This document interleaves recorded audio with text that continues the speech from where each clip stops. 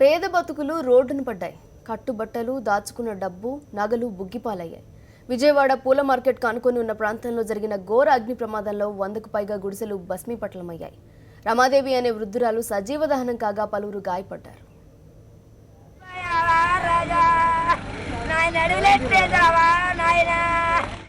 Vijayawada Rajiv Gandhi park సమీపంలోని railway స్థలంలో దాదాపు 250 మంది నిరుపేదలు గుడిసెలు వేసుకుని నివసిస్తున్నారు.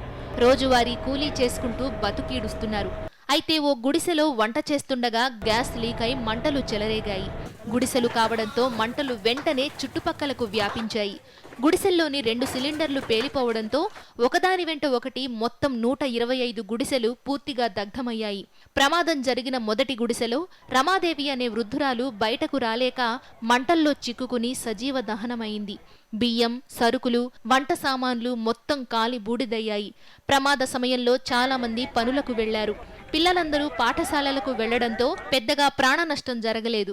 అయితే సామాన్లు కూడా తీసుకునే అవకాశం లేకపోవడంతో బాధితులు కట్టుబట్టలతో రోడ్డున పడ్డారు. సంఘటనా స్థలంలో బాధితుల రోదనలు మిన్నంటాయి. గ్యాస్ బండ పేలిందండి. గ్యాస్ బండ పేలింది. 10 కుటుంబాలు ఉంటాయి. వాళ్ళు ఎవరు పనులకు పోయారు. చాలా మంది సామాన్లు తీసుకోలేరు. మొత్తం అందులో కాలిపోయినాయి. ఏ ఇల్లు దానిక పోయినాయి. మొత్తం సామాన్ అంతా కాలిపోయింది అయ్యా. మొత్తం దొంగారు అంతా కాలిపోయింది అయ్యా.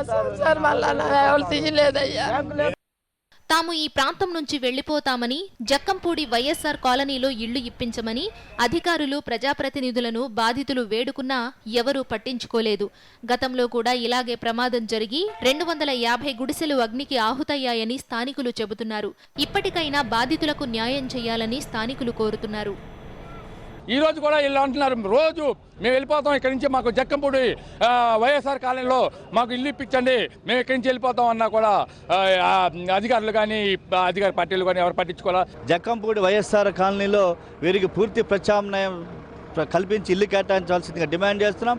అట్లాగే చనిపోయిన మహిళ కుటుంబానికి పూర్తి సహకారం రాష్ట్ర ప్రభుత్వం, మున్సిపల్ కార్పొరేషన్ తక్షణమే 5 లక్షల ఎక్స్చేంజ్ ప్రకటించాలి.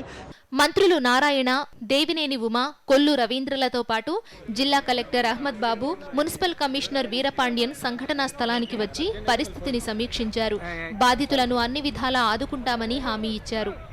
ఇమీడియట్గా వీళ్ళందరినీ ఒక మున్సిపల్ ఆఫీస్ ఒక బిల్డింగ్ ఖాళీగా ఉంది, దాంట్లో యాక్చువల్గా అక్కడ షిఫ్ట్ చేస్తున్నారు. ఇమీడియట్గాను వాళ్ళకి భోజనాలు, గుడ్డలు అవన్నీ కూడా ఏర్పాటు చేస్తారు.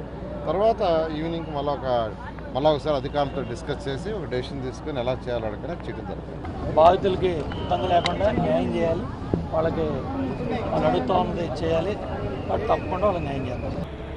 మొత్తం మీద ఈ అగ్ని ప్రమాదం నిరుపేదల బతుకుల్లో తీరని నష్టాన్ని మిగిల్చింది. సర్వస్వం కోల్పోయిన తమను ప్రభుత్వమే ఆదుకోవాలని వేడుకుంటున్నారు. సాక్షి న్యూస్, విజయవాడ.